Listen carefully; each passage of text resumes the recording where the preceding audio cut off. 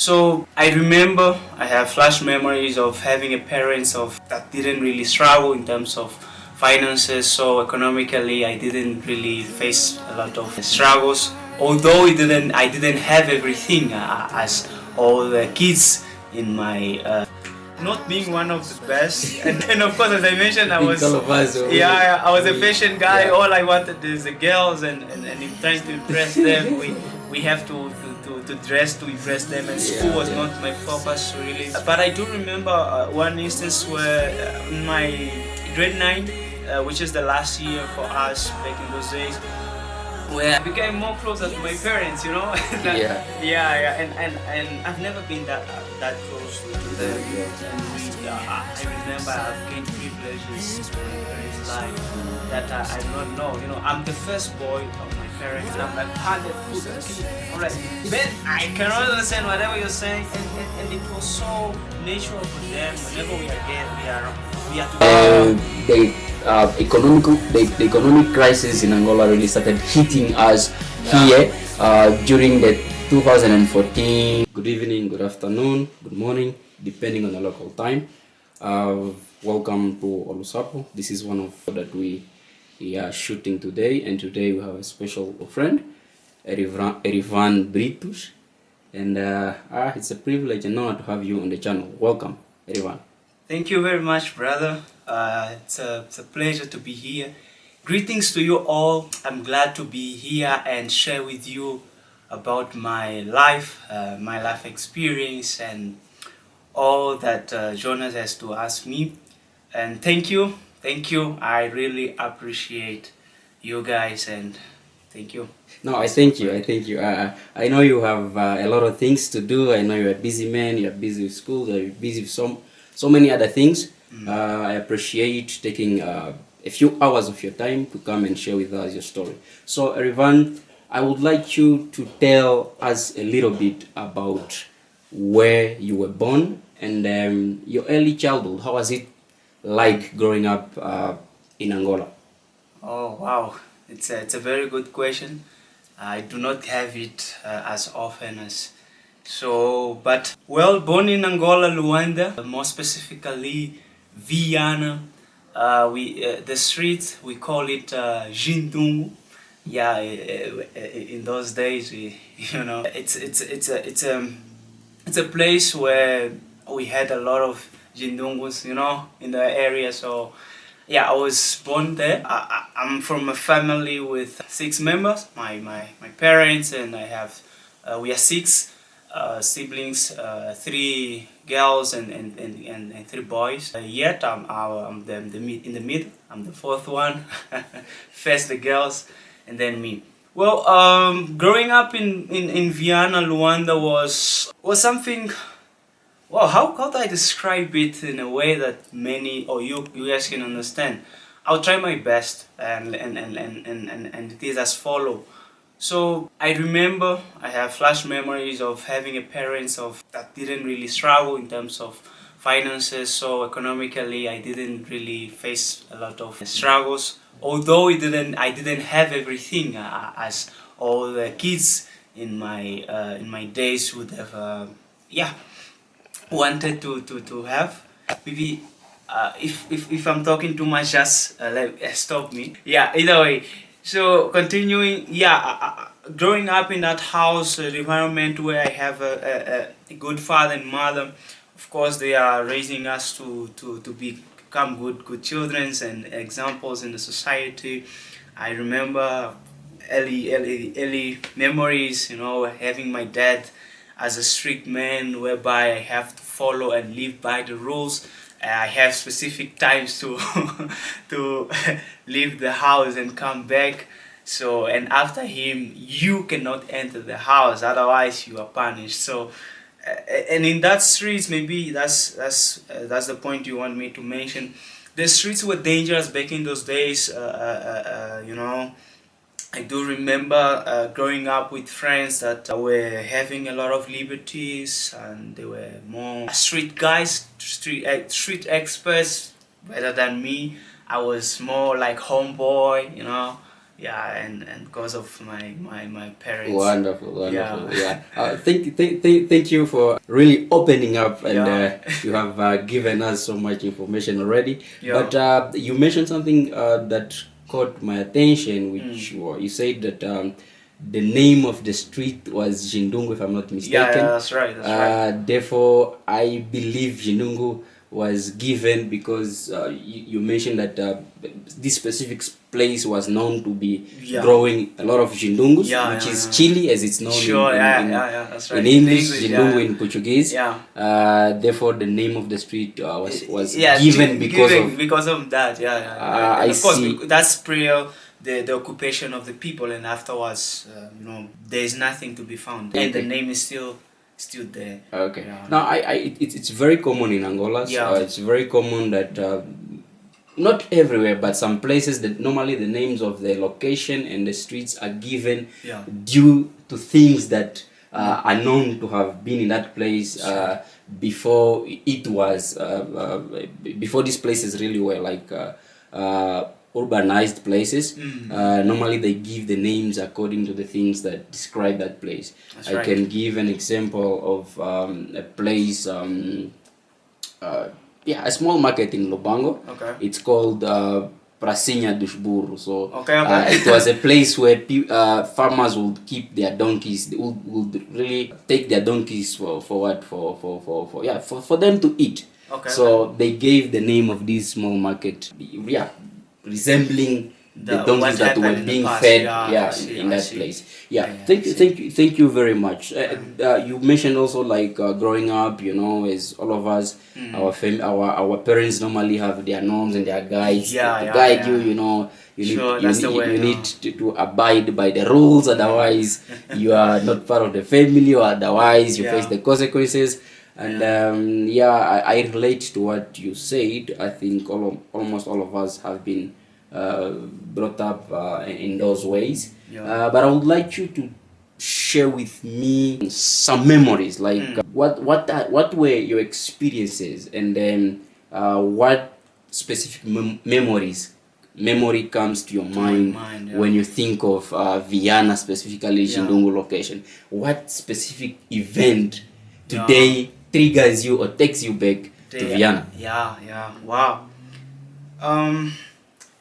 Well, I'm that kind of person that is not really emotionally attached to things and places. Okay. However, I do remember growing up in the street where it was very common to young people to turn into street life. I mean, smoking, stealing people's cars. In Namibian we call it Bojojas. It was very easy and common. And one of the things that triggers my mind is I was part of a group back in those days. We used to play soccer together, but later on we decided to dance and perform in schools. I do remember back in those days we were the guys, growing up, dressing according to the fashions and stuff like that.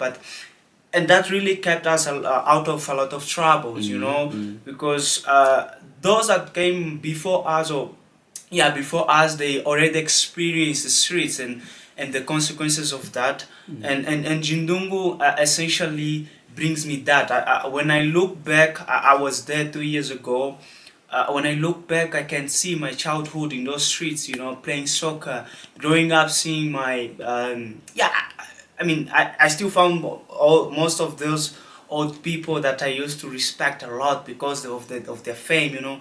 This guy, he whenever he's involved in a fight, he's the one that is always winning.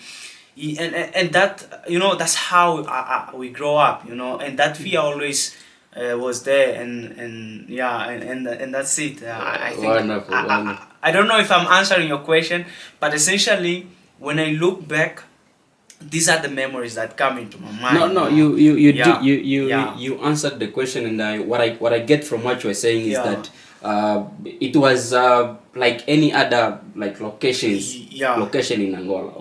Not every location exactly relates to what you are saying, but the majority of the locations, regardless of which Yeah. province you are. Is it called in Portuguese provincia, regardless of the provincia in which you are found, but there were always things that were able to distract us from the things that are happening around, you know, as kids.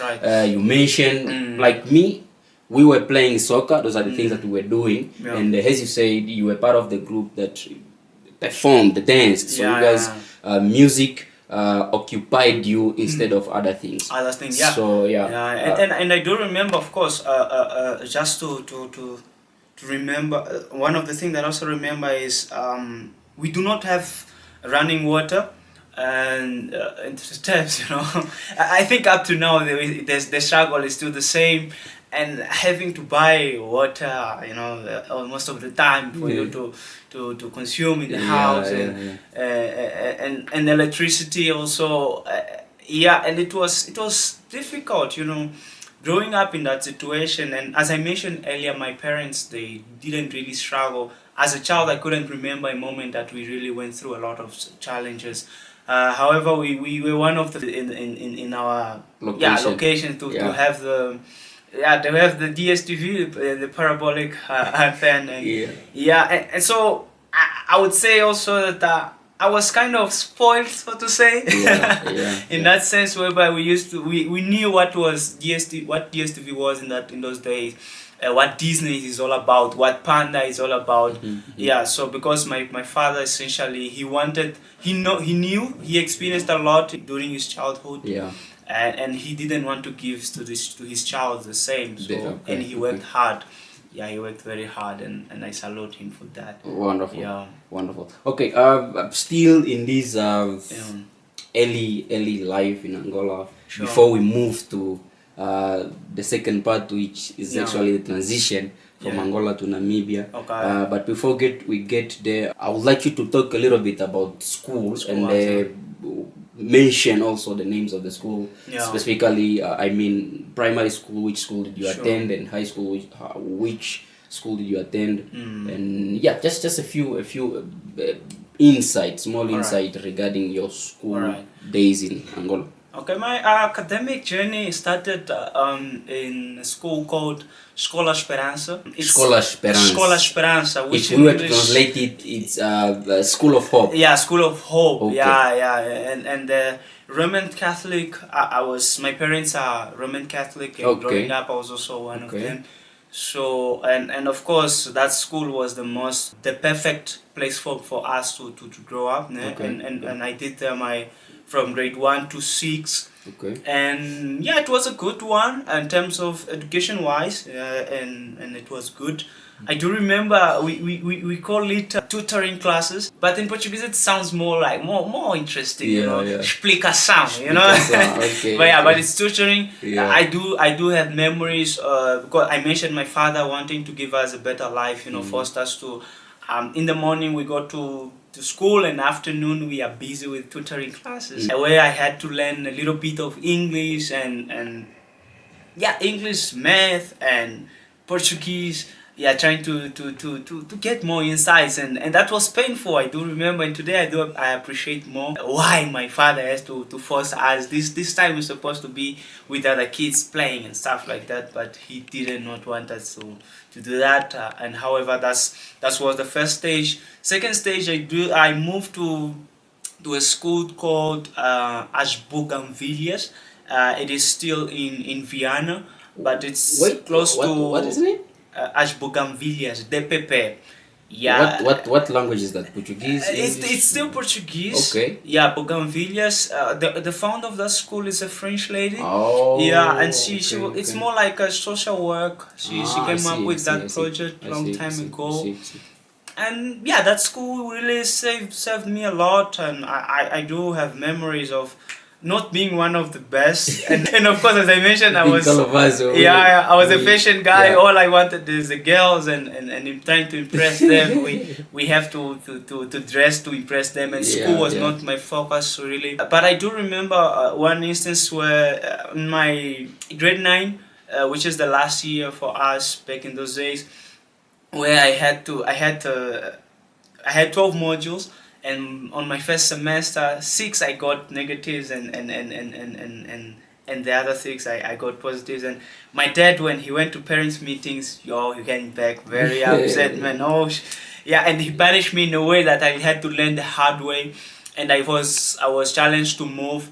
I'm highlighting this because later on I'll mention something that will connect to what I'm saying right now. Okay. So yeah, with this discipline, I do remember him coming home very upset, talking to me, why are you failing and what's going on, and yeah, he didn't beat me actually, but he did it in a more different way. Yeah, it's like he would buy things for my siblings, but for me there was nothing, and that was really painful as a child. That was like telling you. We have to pull up your socks, and yeah. So and then my second semester, I remember, wow, math, chemistry, and all the modules that I was struggling to understand, physics.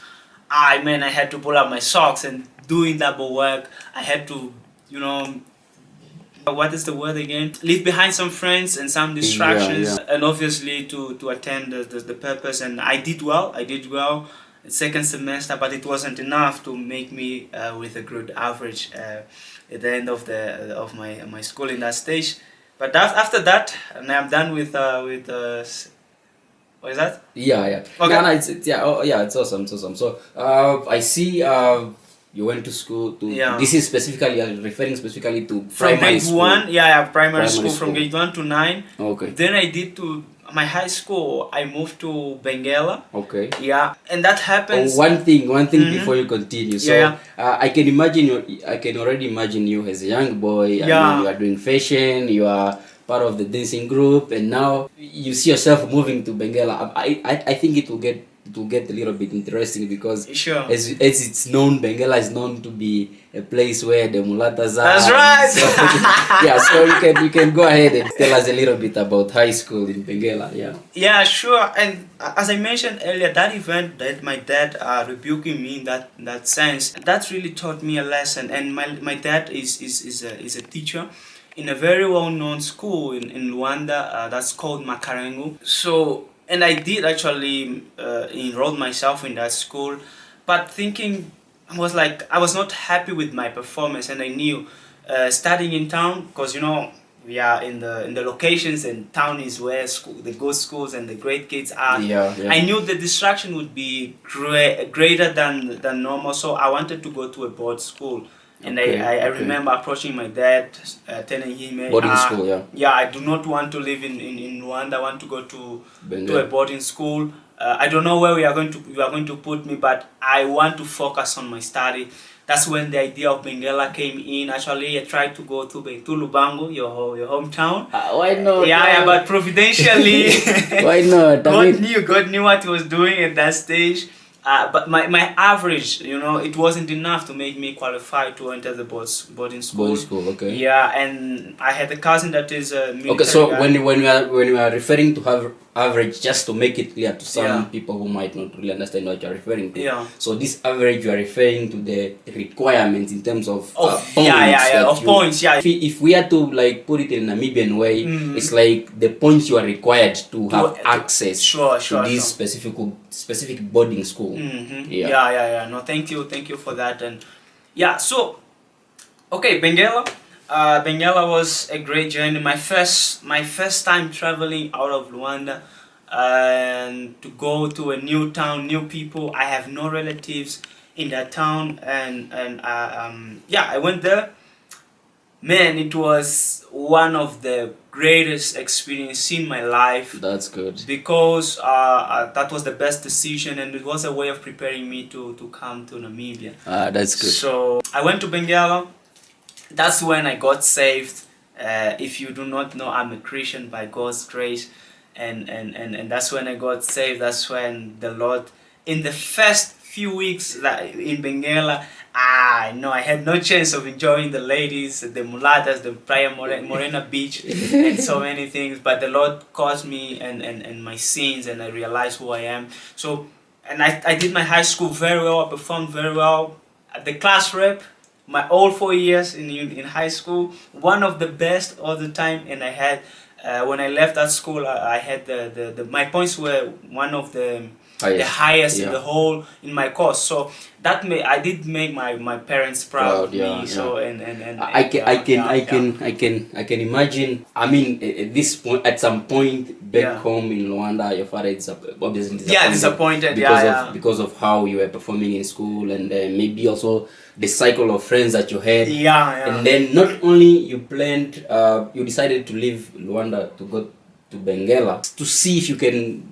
I mean, you can get into a different environment, Yeah, which so I grow up, a different environment comparing to the one which you are in Luanda. Yeah. And not only have you found this beautiful environment in Luanda, Yeah. but most importantly, you also found God. Yeah, and, yeah, and, yeah, and, yeah. and I believe that your parents, after they found out that you have given your life to Christ, Yeah. and then not only given your life to Christ, but also results are coming. Sure, You are one yeah, of yeah. the best learners, you are a class representative, and Yeah. I believe it was a very good news for your Yeah. parents at this point. Yeah, yeah, sure. It was.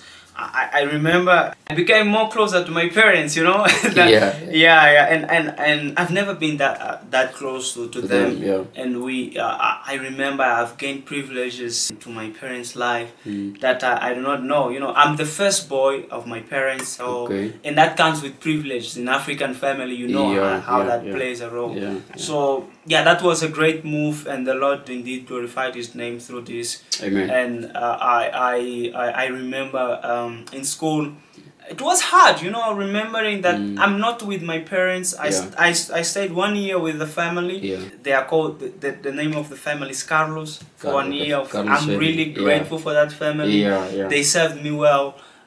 But afterwards, I decided not that my parents. I do not want to stay with anyone else, but I want to stay on my own. But it wasn't possible because I was just At this point or specific point in your life there in Benguela, your parents are very proud of you, and not only proud, but they are gaining your trust, and you are they're actually gaining your trust. And so just to close off, expand more a little bit about that, and then I would also like you to at least mention at the end one of the teachers within this school that like touched you the most, or has been any influential figure in your school journey, specifically high school. High school. Yeah. Wow. It's a good one. Well, starting with Benguela, as I mentioned earlier, yes, my parents were proud and they were trusting me more, and I have requested to move in by myself. And of course, I was younger. I'm much younger than I am right now, and them trusting me to stay on my own. Of course, I have another family that took care of me. At that stage, she was my. It was through my cousin that had a girlfriend. Yeah, and she was of great help for me. Her name is Alice Jack, and her family. I'm also grateful for them. I rented in a place. Alice needs to watch this video. She needs to subscribe. Yeah, I know she is. Yes. I'll send it to her, and for sure I'll request her to send it, to subscribe and give a comment. Yeah, she played a very good role in my life. Up to now, I call her mother because of that. Because I was staying on my own, and she was the one taking care of me in terms of meals and stuff like that. Whenever parental meeting have to be held and handled in school, she would be the one I would reach out to. Yeah, and of course, my parents and I, that trust, that friendship, it was great. And I do remember a figure, high school, there was the director, or the manager, the main guy in the school was my teacher of physics. His name is what is his name? Oh man, I don't remember his face, but the name is going. Nah, it's not a problem. He was a very smart guy. The physics teacher. Yeah. Okay. What about this physics teacher that specifically made you notice like I want to be like this knows guy. What he's talking about. Yeah, no, he was a very smart guy. And in a way, and most of the time, he would take some time just to give us some advice. You know, we are teenagers growing up, and we are stubborn guys. You know, we just want to impress people. We are lost in the world because we do not know who we are. Identity.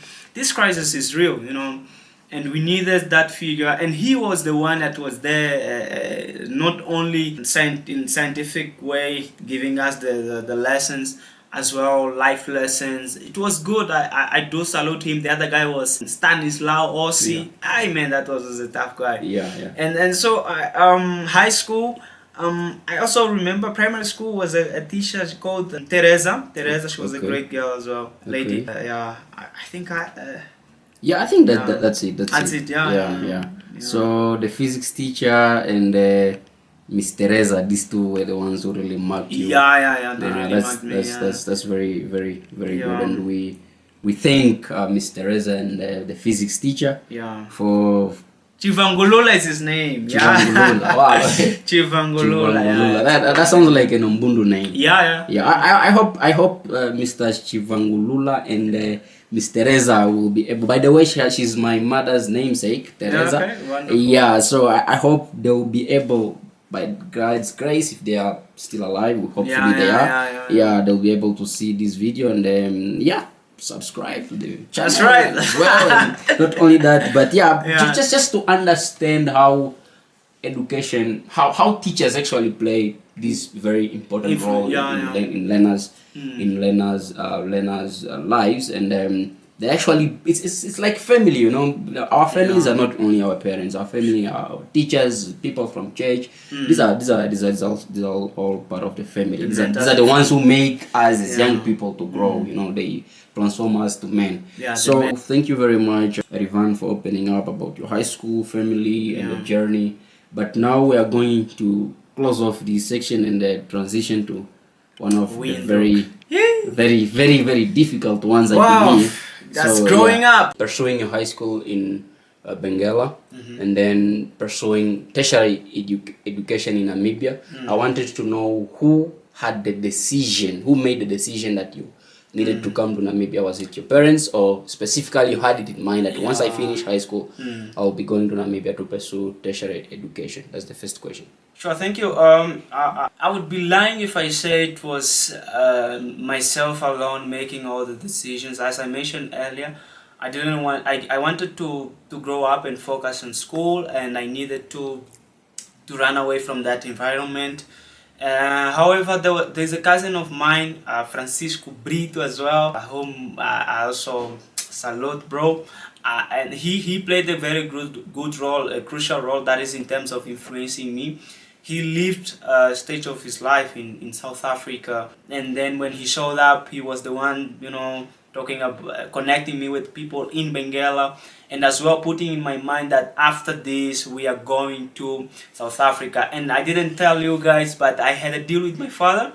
That is, if you perform well, you're going to live and stay in South Africa, or pay your studies in South Africa. So that also drive me, besides my faith in the Lord Jesus Christ. The time came for me to go to South Africa. The whole issue of xenophobia was all over the media. And so that scared my parents, and so my cousin also spoke to me, what about Namibia? It's nearby, we can still assist you and everything would be fine. Now, obviously I had to talk to my father and telling him, hey daddy, the deal is still on, and okay, South Africa is not on, however there's still this option. Let's do it, let's go for it. It's a new journey. I'm already used to staying far away from you guys, and that's okay. And I'm ready. And so due to that, it was kind of easy to say, looking back, Benguela, I have stayed there for 4 years. Yeah, I made friends. I remember I have good memories with them. Yeah. So coming into Namibia, I remember my first challenge was, I will put it in this way. It has been a blessing, a great journey, a great opportunity to grow and mature, to grow up and mature in various levels. You already mentioned culture. I wanted to know what were the culture shocks? What were the things what were the things like made you like, wow, is this how things are done here? What were these culture shocks that you have seen when you eventually already got to Namibia? First, I would start with the language itself. Coming from a Portuguese community, that's Angola, far different from, way different than the way people different communicate from way here. we Yeah, communicate in Angola. yeah.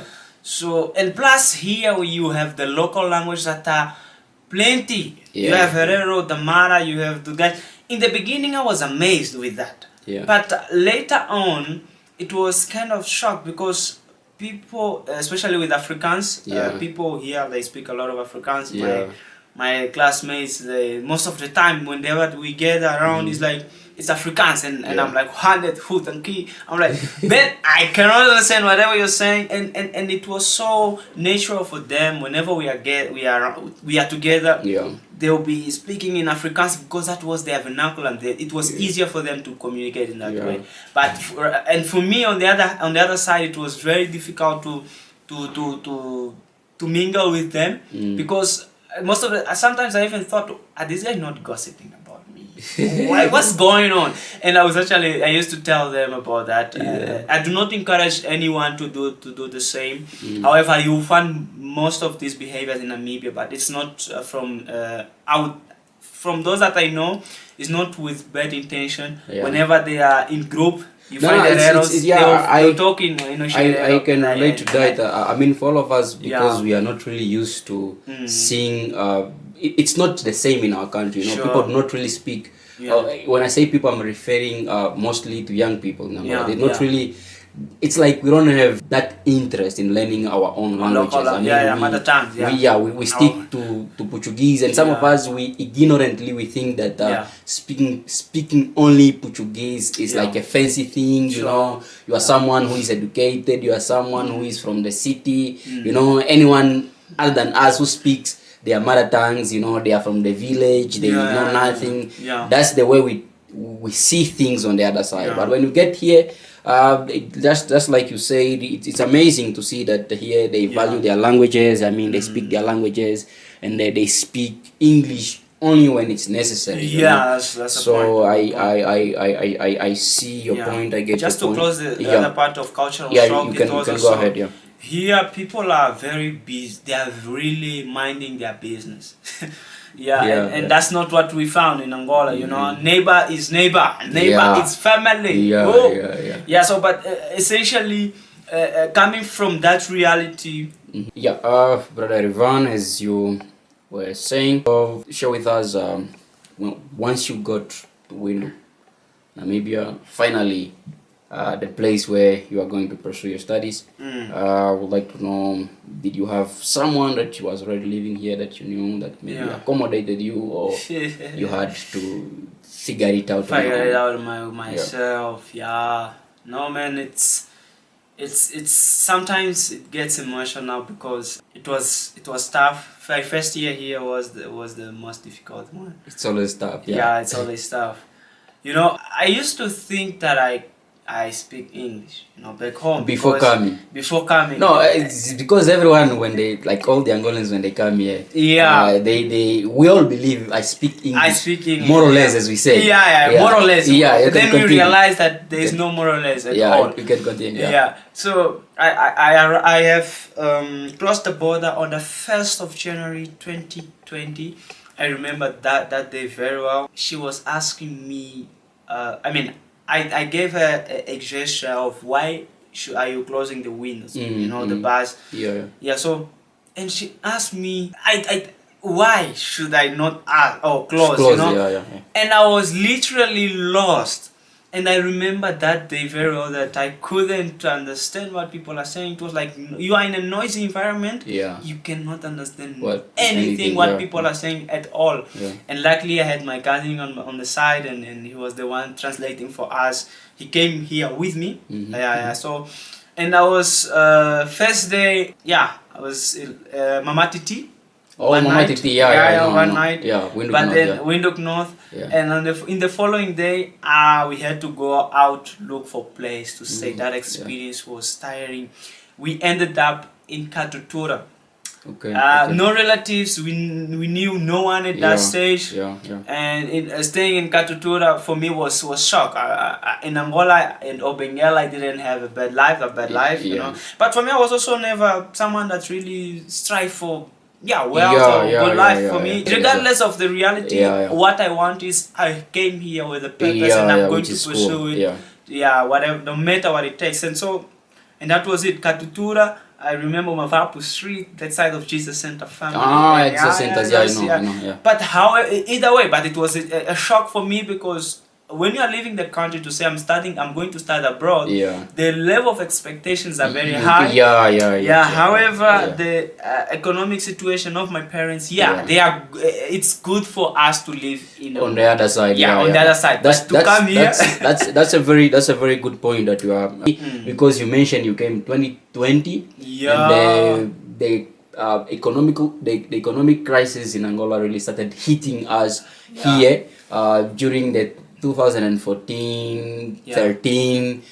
So everyone who came from 2014 upwards, that's the harsh reality, because then the exchange rate was very high. Really high. It wasn't as high as it is now, but it started getting very high. You can go on. Sure. And then that experience was very hard for me, but I was hopeful, because I love challenges, I love new experiences, and that was it. It was good. At IUM, the International University of Management. Okay. At this point, was it just for the English course? English, because actually the aim was to start straight, because in high school I did English. No. I did electronics and telecommunication. Coming here, the aim was to upgrade the higher level, that is university. So to get my honors, I was hoping I don't have to delay myself, but there's one thing that we called the 0 year, that is the year where you have to deal to the language of the country in which you find yourself. So obviously that was the school policies, and I had to abide by that. So it was it. We enrolled ourselves. I was excited, and that until that moment it was refreshing. Then it came the struggles of money. You cannot afford the meals. You cannot have 3 meals in a day. Come on, and you are living. For those that know the reality of Katutura, you know what I'm talking about. Coming from that environment, that reality, it was life shocking for me. Plus the experience of home affairs. Exactly. Guys, being a foreigner in Namibia, home affairs, I don't know, my experience was tough. I do not know what your experience is gonna look like. But I've learned a lot. Not to rely on what people tell you. Go get the information first for yourself. Otherwise you struggle, you spend a lot, and for us that we didn't have, or we don't have that much, so it was hard for me. And of course it was also good. It was part of the growing process, and the pains were there, and today we look back and we say, oh Lord, thank you. And English now, I started the classes in March 2020, so it was good, and I really couldn't get much. That's right. That's good. In class I couldn't understand what the lecturer was saying, but I had to pay the price, because I wanted it so badly that I had to sacrifice 1 year, and I studied, and I used to be very impressed with. But I've seen, and I know a lot of guys, a lot of students, a lot of brothers and sisters who came with the same reason, some of which maybe it was their own decision to come here for school, some of which maybe their parents were the one who decided that they should go to Namibia to pursue different opportunities, especially the one referring to school. But then when they got here, they made new friends. They got influenced. They went to clubs. They went to parties. And unfortunately, they forgot about the main reason why they came here, which was school, and the main of which, until today, they left Namibia without any certification, any which is very saddening for parents who have spent a lot of money, a lot of finances on their thinking that their kids were actually doing what they were sent here to do. Unfortunately, they were not doing that. I'm asking this question because I wanted to know. You are also here on your own, and you might have sort of doing that at some point. What is the one thing that made you to focus mainly on your goal and not get distracted with all these pleasures that we find when we get here? No, sure. I have to agree with you that it is indeed. For me, it wasn't that difficult because of I would say two things. No? First is my faith. Yeah, my faith. Which is God-given grace to me, you know, and that helped me a lot in terms of what to do and sort of why not to and stuff like that. Yeah. And on the other hand is I also inherited one of the restrictions I applied into myself is do not have a lot of friends, do not make many friends, and because this is it's very easy for them to just to divert you from your focus, and because with friends and a lot comes commitment, comes invitations, and denying it's difficult. So for me that was easier. So that's the reason why I said my faith, and then this decision helped me a lot. So basically, your faith allowed you to be wise enough to make sure you choose the right people to be friends with. You know, I mean, you choose those who have common goals and the same faith specifically. Exactly, because I also remember I met you through João, which is a common person we have as a friend for both of us, and I think it's really helping. It really helps a lot. I'm also one of those that I can say, I mean, I've had opportunities to do whatever I wanted if I wanted to do. But I think faith has been also one of those that has guided me. Thank you very much for the insights. And then I actually wanted, before we end, I wanted to dive a little bit more into the degree that you are pursuing currently. I want you to tell us, tell me and our audience today, the course that you're doing. Why did you choose the course? Okay, although you already mentioned that it's something you did in high school, just tell us a little bit about the course and what are your future plans. Do you intend to stay in Namibia or you intend to leave as soon as you're done? Yeah, look forward to watch this video in 10 years to come. Indeed. Okay, so the name says it all. It's engineering. So what is it all about? Electrical engineering. It's about the study of various sources of electricity that we find ourselves. I would mention renewable energy and non-renewable energy as well. So we do dive into this, and electronics, of course.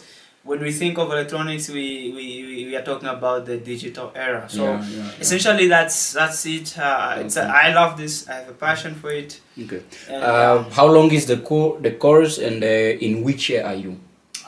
My course is it's a 4-year course. It's on my final year. Okay. By God's grace. Okay. My final year, and currently busy with my my project and. Doing an internship as well. Okay. By God's grace, I'm here. That's great. My final stages. How was the experience, or how is the experience of being a IUM student as a foreigner? As foreigner, it's challenging. I would say the course itself, it's a challenging course. Because you have to dedicate so much time into your studies. And guys, sorry, it is hard. It's hard. So the experience, it's a challenging experience. It's a good one. Influential figure in this journey. This I'm referring to your teachers starting from Benguela, not only Benguela, Luanda, Benguela, and here also in Windhoek, and then I would like you also to say a few words in this. To say a few words of thanks to your parents for, I believe they have been supporting you. So just a short message. You start with your teachers. And teacher. Let's do the other way around. Okay, start with your parents, then your teachers, friends, and then No, sure. I'll surely do that, and with it's overwhelming. It is overwhelming indeed to think of all the things that I've been through, and thank you for this experience, to open up, you know. And my parents, mom and dad, I really love I you. would like and to mention their name if it's possible. yeah, my father's name is Manuel Francisco Brito, and my mom is Branca Antonio Gonçalves Brito. And yeah, and to you guys, I would say, wow, thank you very much, because you have done a good job. I really appreciate all the restriction you have implemented during the process of raising me. You couldn't give me everything that I wanted, but you gave me what I needed, and for that I'm grateful. That's powerful. For today, I That's am powerful. or who I Yeah. am because Yeah. of what you have done, Mm. and to God be the glory at the end of the day. Amen. And also I would say to my lecturers, friends, you know, you also played a good role to form this guy here. I'm not yet the one. I'm not yet in that level where I would say I've made it.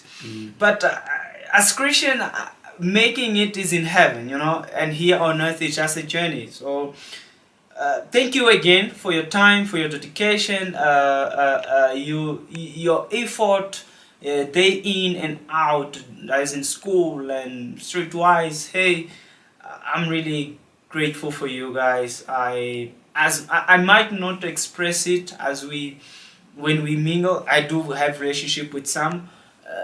However, I appreciate all of you, and thank you very much for everything you've done for me.